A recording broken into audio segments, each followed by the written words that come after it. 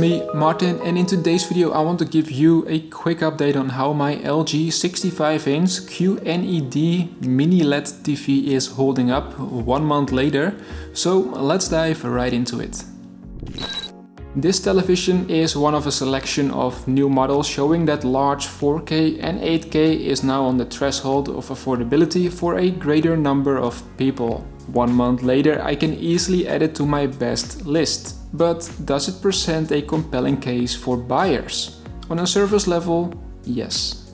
I went with the 65-inch version of the LG QNED 99 series because the other two available models, the 75 and the 85-inch version, share the same core features and underlying technologies and will be comparable in performance. We've renovated our living room recently and found out that the 65-inch version would fit best in this way. We hung up the television to make the room as spacious as it could be, and a helping hand is definitely needed. Even a third person might not be a bad idea. There's not much beyond the screen, except for a thin, silver-colored rim and the bezels. What I like most about this 65-inch television from LG is its smart features. LG's WebOS operating system remains intuitive and simple to navigate.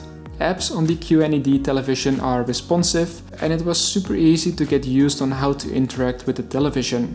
The search function is in the upper right and works okay, but I rarely use it. All the way in the top left there is a panel for advertising a sponsored show, and usually it's one from LG's channels. So yes, even though they aren't obtrusive or in your face, there are ads on this expensive television. Big part of why I like to use WebOS and the smart features is because of the remote. The QNED 99's remote is a combination of a traditional remote with like a computer mouse. You can access on-screen options with a movable pointer and select with the clickable scroll wheel. The second point I like to discuss is the audio. For the majority of the televisions I've tested, I don't like the audio often, and that's mainly because of two reasons. Flat audio, which usually remains behind the television. To me it feels like and sounds like LG put a lot of effort in the audio. As I am positively surprised so far, and I didn't have the feeling or need to get a soundbar or cinema set right away.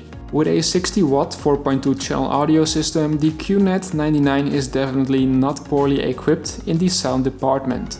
The reasons why it sounds quite good is because it doesn't feel like the audio is coming from the rear but towards you, which provides a richer audio experience. It's still not like a cinema set experience, but the audio has, even in the standard mode, a clean, distinct sound.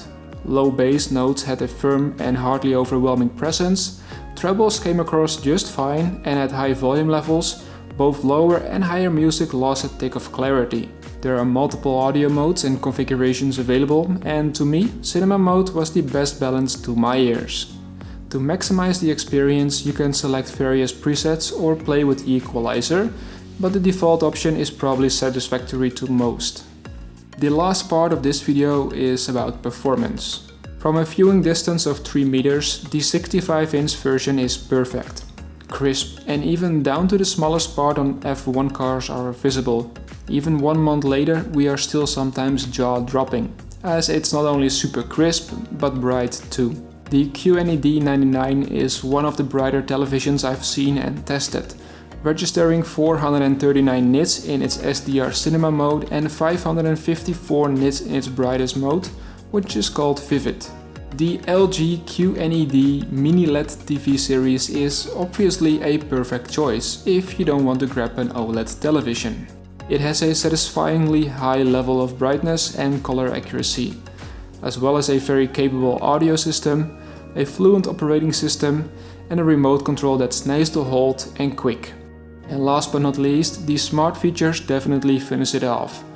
It doesn't have the black levels like an OLED television, but for those who want a large 4K display that's bright, crisp and smart, this is perfect. I've had this LG QNED mini LED TV for more than a month now, and so far I can share I'm super happy with it. We finally put a place for the television, a fixed place, and so far I can easily tell you it's probably one of LG's best televisions they've made so far. It remains a bit of a tough sell though, because more and more televisions are offering 4K and even 6K resolutions, and 65-inch becomes the new standard. So therefore prices are also dropping by the day. Alright, that's it for this video. I hope you enjoyed it and you learned something. Let me know if you have some comments or questions in the comment section below, and don't forget to subscribe so that we see each other in the next one.